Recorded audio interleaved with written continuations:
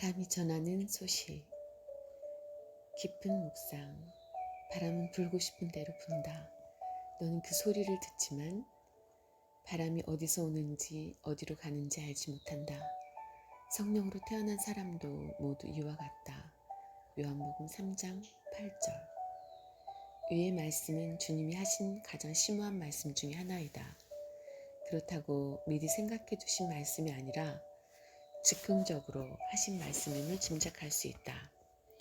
시각은 밤, 장소는 어느 고요한 오두막, 주제는 성령의 중생이었다.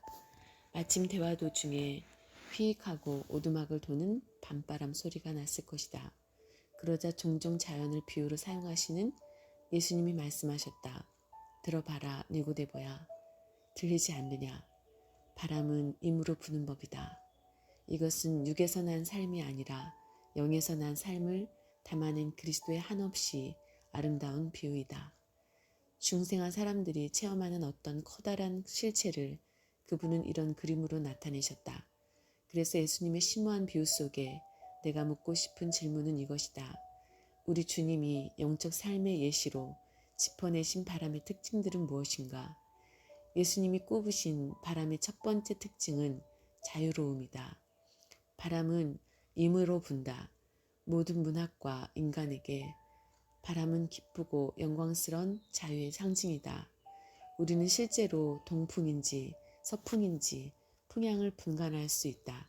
기구를 만들어 풍속을 측정할 수도 있고, 바람이 옥수수 밭을 가로지르거나 숲속의 거목들이 바람 앞에 절하는 모습을 지켜볼 수도 있다. 그러나 더없이 미세한 관찰에도 불구하고 바람은 여전히 영광스럽게 자유롭다.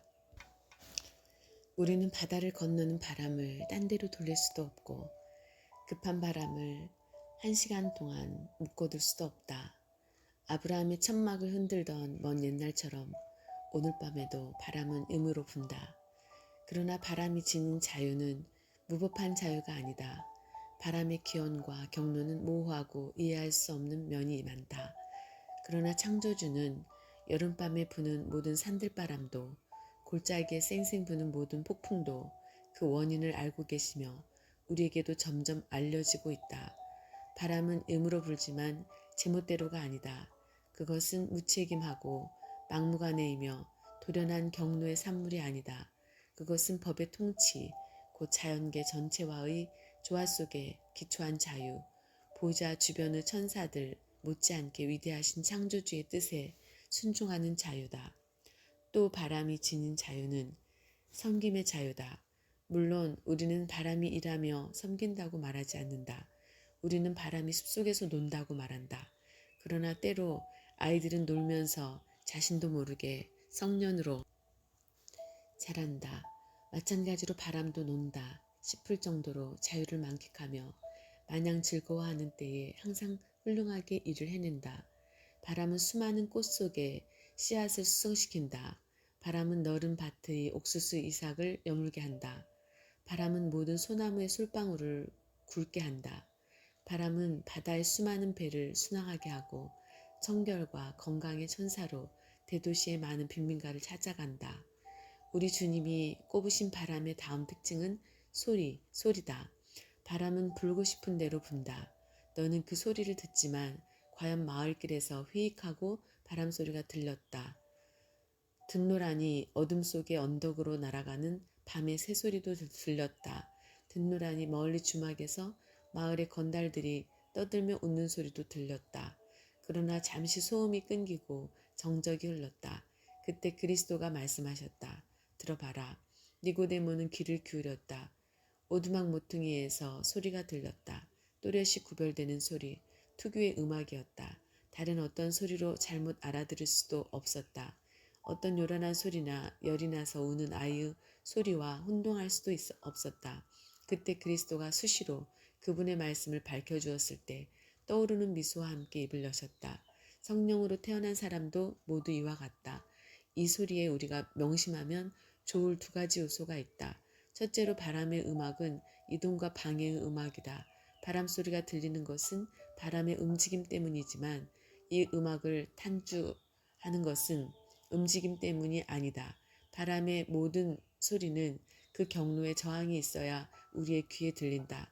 여름날 초원에 산들바람이 지날 때는 그 존재를 알려주는 소리가 전혀 없다.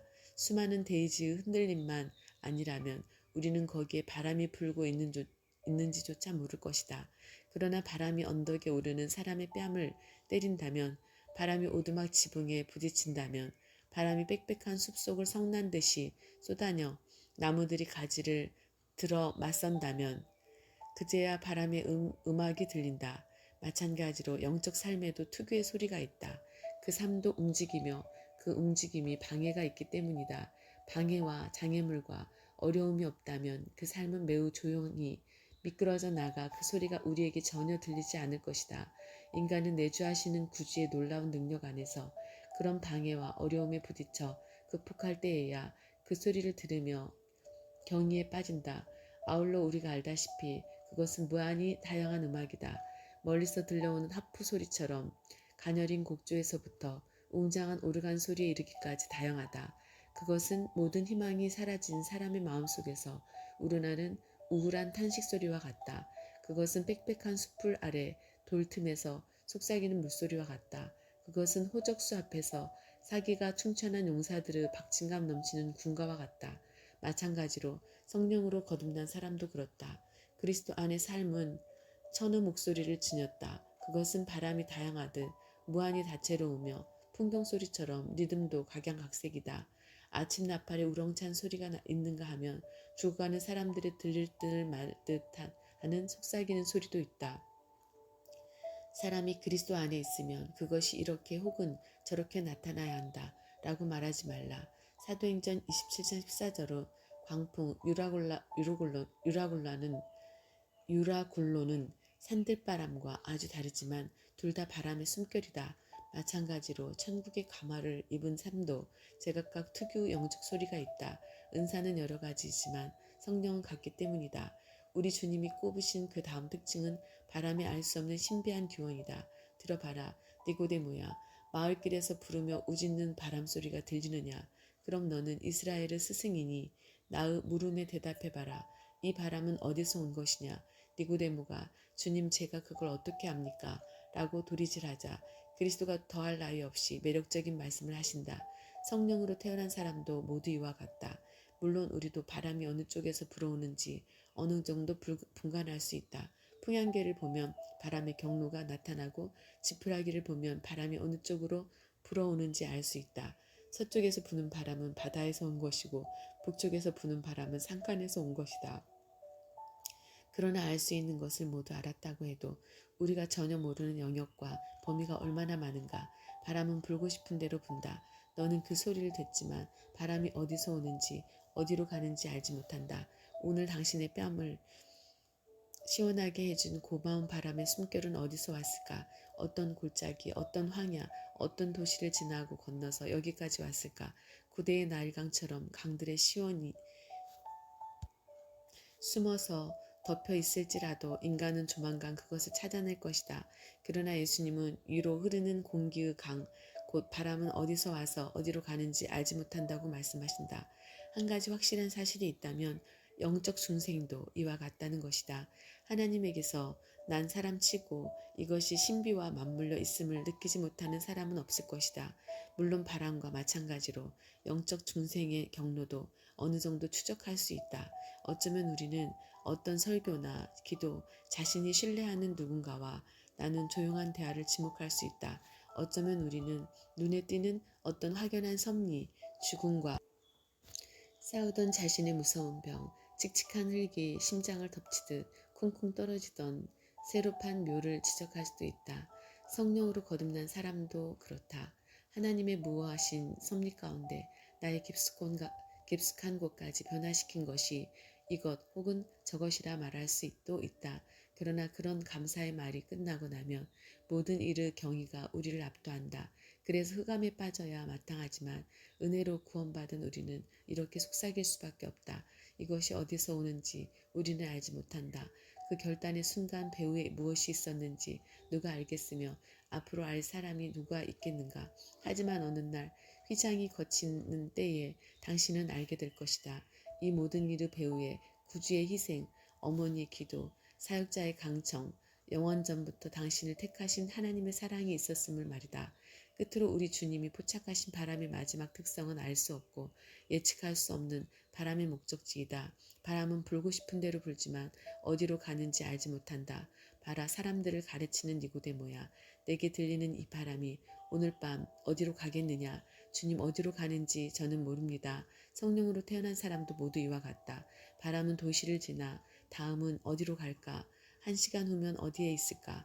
누군가의 돛을 떠밀거나 저기 산중 호수에 물결을 일으키는 건 아닐까?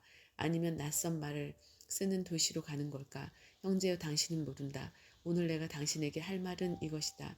지금 당신이 성령께 마음을 열면 이후로 당신이 어떤 능력과 쓰임과 축복의 자리로 가게 될지 아무도 모른다. 만약 오늘 이곳에 있는 사람들이 진정으로 뉘우치지 않는다면 그들이 어디로 가게 될지 나는 알고 있다. 그들은 무익한 삶과 허망한 무덤으로 간다. 그러나 그리스도께 응답해 그분이 부어주시는 성령을 받는다면 당신은 자신이 어디로 가게 될지 모른다. 다만 당신이 가게 될 그 삶은 기쁨의 삶이고 승리의 삶이다. 능력과 쓰임과 영예의 삶이다. 당신은 스스로 어떤 존재인지 알기에 그런 삶에 놀라게 될 것이다. 그러다 당신은 마침내 하나님의 능력으로 보호받고 그리스도로 인해 불에서 건짐을 받아 그분과 함께 있게 된다. 이것은 바울의 말대로 훨씬 더 좋은 삶이다. 빌립보서 1장 23절 말씀. 성령의 역사는 바람같이 불같이 물같이 역사하시는 역사입니다. 강같이 흐르는 생수의 강이 여러분의 심령 가득히 채워지며 불같은 성령의 역사가 여러분의 마음을 뜨겁게 일으켜 세우며 또 바람같이 역사하는 성령의 역사가 여러분을 성령의 인도 따라서 복된 삶, 거룩한 삶을, 순례자의 삶을 살아갈 수 있도록 여러분을 오늘도 지키시고 보호하여 주시기를 간절히 기도합니다. 여러분 축복합니다. 오늘도 하나님의 거저 주시는 위로와 또 따뜻한 사랑이 여러분에게 충만하기를 원합니다. 또 은혜가 충만하기를 원합니다. 믿음으로 승리하시는 복된 한 날 되시기를 바라며 여러분이 사랑하는 이들에게도 큰 은혜와 사랑이 축복이 함께하기를 주님의 이름으로 축원합니다.